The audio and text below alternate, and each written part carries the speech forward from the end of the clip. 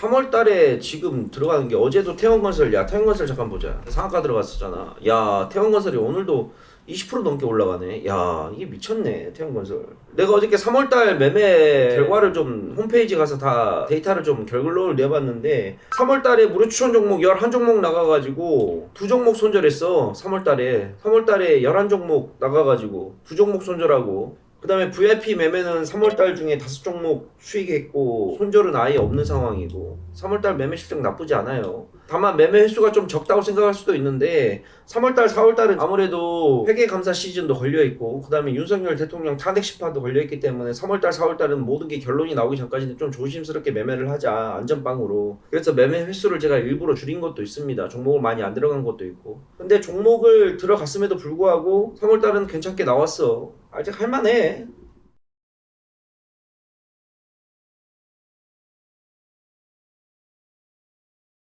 자, 안녕하세요 시청자 여러분들, 만나서 반갑습니다. 2025년 3월 21일 금요일 라이브 방송 진행을 맡고 있는 AP투자연구소의 김용재 우리 시청자 여러분들께 인사드리도록 하겠습니다. 자, 전날 미증시부터 같이 보도록 할게요. 미증시 크게 별거 없었어요. 다우가 0.03 빠졌고요. 나스닥이 0.33 빠졌습니다. S&P 500이 0.22 해서 3대 지수가 모두가 하락이 나오는 모습이 나왔어요. 그렇게 썩 좋은 모습은 아닙니다. 미국 증시는 당분간 계속해서 하락과 조정의 국면에서 움직일 수밖에 없다. 박스권 정도로 생각을 하고 매매를 하는 게 맞다라고 생각이 듭니다.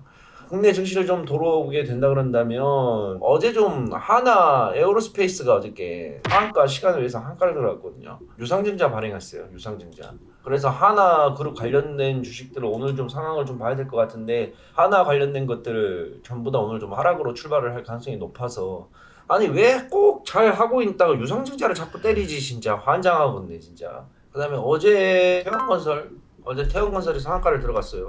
야 태원건설이 오늘도 20% 넘게 올라가네. 야 이게 미쳤네 태원건설. 내가 어저께 3월달 매매 결과를 좀 홈페이지 가서 다 데이터를 좀 결론을 내봤는데 3월달에 무료 추천 종목 11종목 나가가지고 2종목 손절했어. 3월달에 11종목 나가가지고 2종목 손절하고, 그 다음에 VIP 매매는 3월달 중에 5종목 수익했고 손절은 아예 없는 상황이고 3월달 매매 실적 나쁘지 않아요. 다만 매매 횟수가 좀 적다고 생각할 수도 있는데 3월달 4월달은 아무래도 회계감사 시즌도 걸려있고 그 다음에 윤석열 대통령 탄핵 심판도 걸려있기 때문에 3월달 4월달은 모든 게 결론이 나오기 전까지는 좀 조심스럽게 매매를 하자, 안전빵으로. 그래서 매매 횟수를 제가 일부러 줄인 것도 있습니다. 종목을 많이 안 들어간 것도 있고. 근데 종목을 들어갔음에도 불구하고 3월달은 괜찮게 나왔어. 아직 할만해.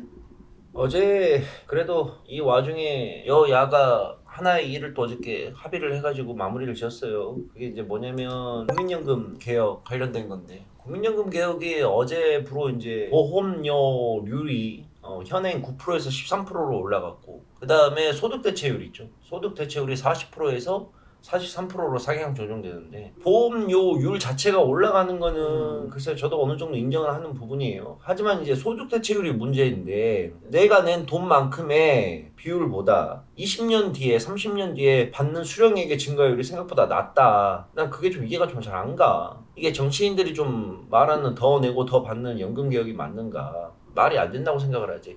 보험료율이 13%로 올리고 소득대체율이 43%로 올리게 되면 2064년쯤에 기금이 고갈된다고 해요. 기금 수익률을 5.5%로 적용했기 때문에 이보다 더 훨씬 빠르게 제가 봤을 때는 고갈이 될 것 같아요. 왜냐하면 이제 예를 들어서 25세 국민연금을 내도 63세면 이제 기금이 소진되는데, 기금 수익률에 적용했을 때 보게 되면 30대까지는 국민연금을 더 내고 못 받는 상품이란 것이거든요. 근데 보험료율은 계속해서 올라갈 거란 말이야. 근데 이건 또 생각해보면 어쩔 수 없는 부분이기도 하고, 가장 합리적인 방안은 내가 봤을 땐 보험료율을 인상을 하되 소득 대체율을 내가 봤을 때는 줄이는 게 맞거든. 결국엔 이런 모든 것들을 추진하는 이유 자체가 연금의 소진을 막기 위해서라고 하는 건데, 이걸 최대한 늦춰야 되는 거여서.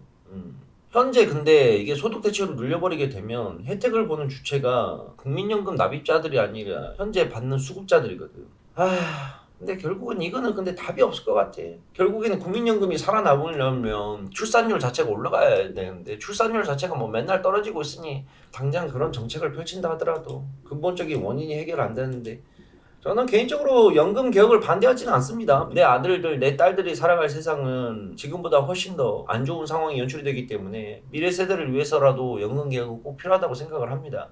그리고 나중을 위해서라도 보험료율 인상 자체도 찬성하는 입장이고요. 하지만 지금 이 개혁안이 정말 미래를 위한 개혁안이냐라고 봤을 때 저는 인정을 할 수가 좀 없습니다. 국민연금은 제가 봤을 때 무엇보다도 안정성이 제일 중요한 건데 받을 수 있을까 없을까 이런 고민이 아니라 당연히 지금은 미래를 위해 일정 부분 돈을 맡기고 나중에 당연히 돌려받자는 보장성이라는 인식이 성립이 돼야 되는 거죠. 지금 받냐 못 받냐 이거에 지금 걱정하고 있잖아요. 그러면 이 국민연금을 이제 유지시키기 위해서는 소득 대체율 자체를 그대로 유지시키는 게 가장 중요하다고 보고 있습니다.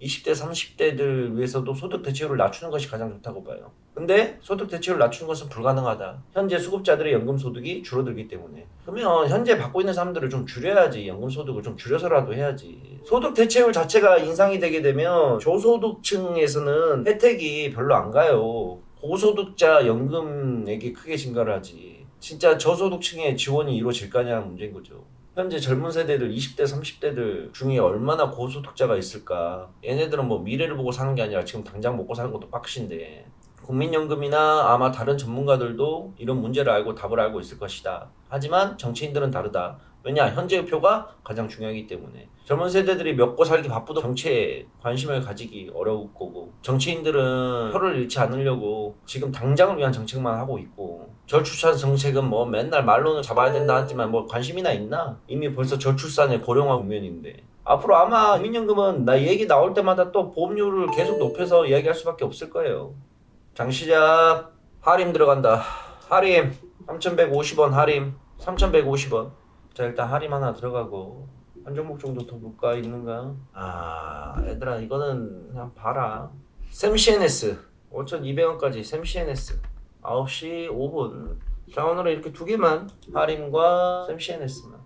자 하림이 오늘 갭상승이 나왔어요. 최근에 갭상승이 전혀 안 나오고 있었는데 고점에서 잘 결국은 버텨냈고 고점을 돌파해주는 처음 갭상승이 나왔습니다. 보통 이게 상승이 나오고 나면 제가 어떻게 된다 그랬죠? 자빠지고 나서 이게 다음에 이런 모습이 나온다 그랬거든요. 그런데 여기에 조정을 받는 이 깊이가 얕으면 얕을수록 제가 더 올라갈 수 있는 확률이 되게 높다 그랬습니다. 근데 하인 같은 경우에는 여기서 상승이 나오고 나서 조정을 받고 올라가는데 그렇게 깊게 빠지지가 않았죠.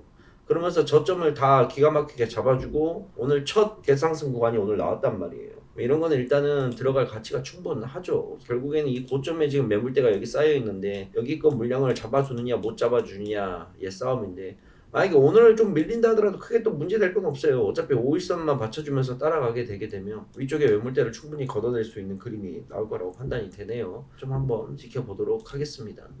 자, 샘 CNS 한번 같이 보도록 할게요. 샘 CNS 오늘도 뭐 갭상승이 나오긴 했는데 차트로 보게 되면 갭상승이 잘 분간이 안 가죠. 어제 종가가 여기서 마감을 했고 오늘 갭상승이 떴는데 어제의 일봉보다는 더 높게 시작의 구간에서 시작하지는 않았어요. 그러나 지금 이게 가장 큰 포인트는 뭐냐면 여러분들 보통 하락 추세에 들어간 종목들이 하락 추세를 벗어나기 위해서는 121선이 이렇게 깔려 있잖아요. 그러면 이렇게 돌파를 못 합니다. 이렇게 하고 있다 주가가 120선 한번 돌파를 해줘요. 그리고 나서 빠지고 나서 여기서 바로 안 올라가요. 120선을 장기 이동 평균선을 뚫어줬다 그래서 상승이 바로 나오진 않습니다. 한번 눌러줬다가 다시 움직이고 다시 움직이는 패턴이에요. 이게 보통 이게 하락 추세를 벗어나는 패턴으로 움직이는 모습이에요. 그런데 오늘 보시게 되면 여기 이 구간에서 120선을 한번 처음 뚫었었죠. 여기서도 한번 뚫어냈고 여기서 뚫어냈는데 결국은 이거를 격차를 계속해서 줄이면서 여기서 저점을 높였다는 거예요.